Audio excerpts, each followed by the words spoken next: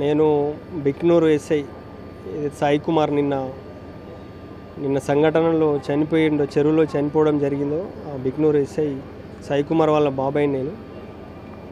ఆయన 2018 batch SI.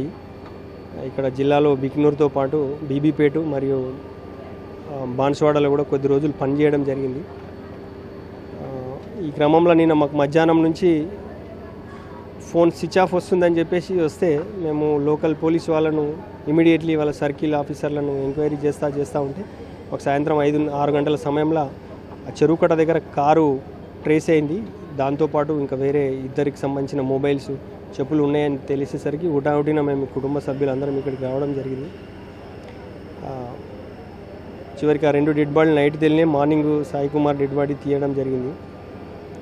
యాక్చువల్గా అది అక్కడ ఏదో ఆ ముగ్గురి మధ్యలో జరిగిన విషయంలో సూసైడ్ అటెంప్ట్ చేసే క్రమంలో ఎవరో ఒకరు నీళ్ళలో దూకి రెస్క్యూ చేసే క్రమంలో చనిపోయినట్టుగా అర్థమవుతుంది అక్కడ చూస్తుంటే.